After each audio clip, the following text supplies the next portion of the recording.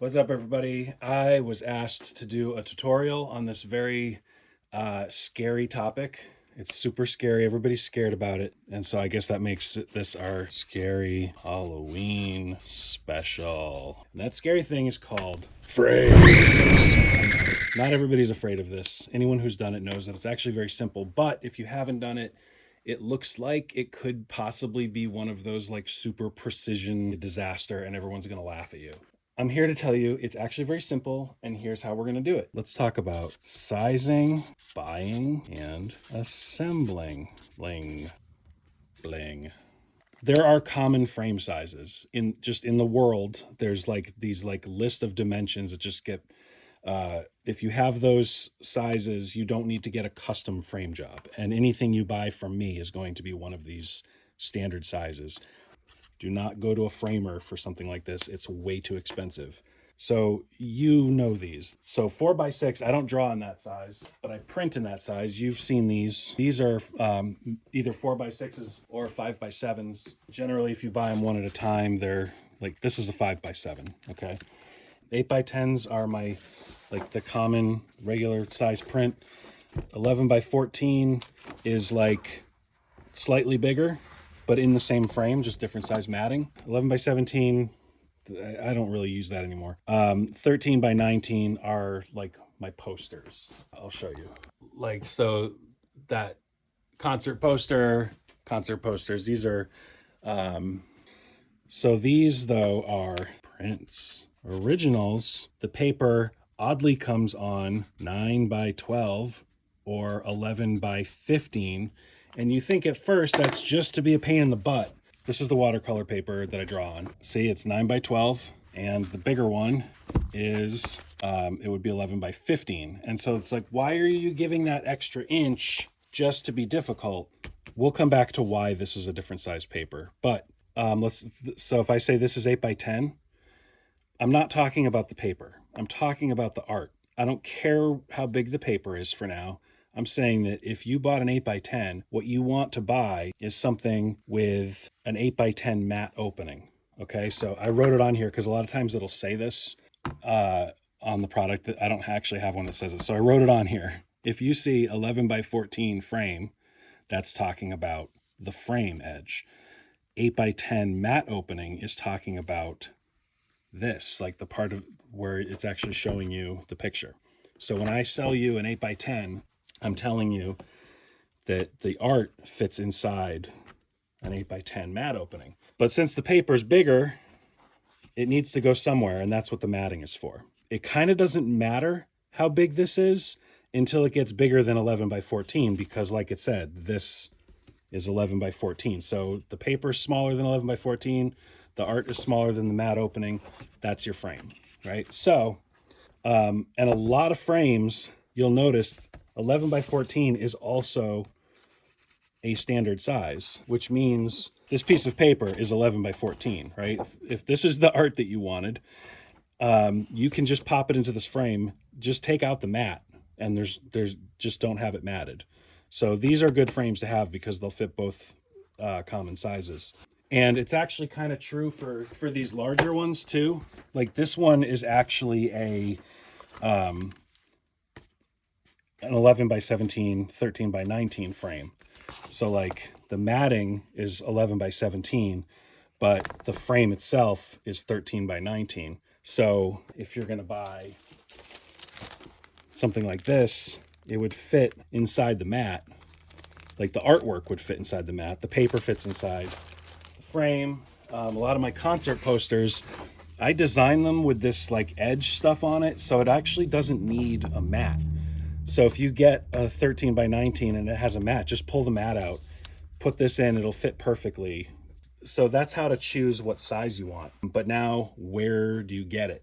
I'll tell you my options, my favorites in this order. Michael's is number one. Target is fine. Walmart, usually pretty fine. If you're in a real hurry and it doesn't matter, Dollar General, but they're made out of graham cracker and they're gonna fall apart when you turn your music up. It's just, they're terrible. I wouldn't do that. And I know what you're gonna do anyway. You're gonna go on Amazon. Now, Amazon's gonna give you the biggest selection and the best prices. Here's what's gonna happen. they're going to take this frame, their robot is just going to drop it in a cardboard box, and they're going to put a piece of paper in there with it, and they're going to put it on the back of a donkey, and they're going to ship it out to you. If it's FedEx, they're going to drop the donkey from an airplane. Case in point, here's how it shows up. All right, this is not how the manufacturer designed it. And what happens is you get it and you contact Amazon and they'll say, please ship this one back because I don't know why they want it back. So you have to go through the trouble of shipping it back. And then what do? They go get you a nice fresh one, do the same crap, and then send it out to you. So on your third or fourth try from Amazon, you will get a frame that's perfectly good. Don't even bother with glass. Just get a plastic frame. If you want a glass frame, don't go to Amazon or anywhere online. Go to Michaels. Actually, you can order glass frames online at Michaels. They know how to ship frames because they're a huge frame seller. So like they'll send you frames in the right packaging. Another thing to know about Michaels is it looks like they're the most expensive until you do a 10-second search for a coupon, and it makes them cheap as everywhere else. I'm going to show you the Michaels frames. These are glass frames. I love these frames. It's black wood. It's well constructed. The glass is nice. The matting is nice. You can get them either white or off-white. I like black because it causes the black detail to pop.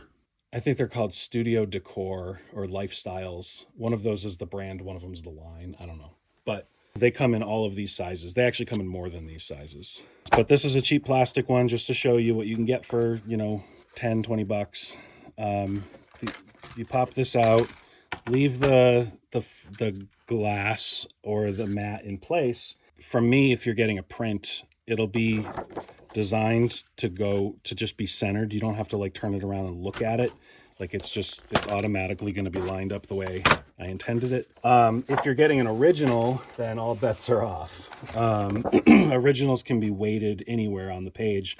I'm taking advantage of the mayonnaise zone. You put it down, you turn it over, and you kind of just move it around. You look at it and decide when it's nice and centered to your liking. And see how it's crooked here, but that's because that's how I wanted it to look on the other side. And then this thing is called photo corners. And it's basically a spool of these things where you just take these little corners and you pop it on like this. See, there's no adhesive touching the paper. Nothing's going to get ruined. The sticker sticks onto the back of the mat. And you do that on all four corners. I'm not going to do that right now because I'm not actually framing this piece. And then you take this, drop it in. However these are made, they're all different, but they're all pretty self-explanatory when you look at them. Make sure you don't have your thing upside down because it's a pain. You get all these clipped on and then you turn it over and it's upside down. But so now we got a framed thing. Did we talk about why the 9x12 weird paper size versus print size?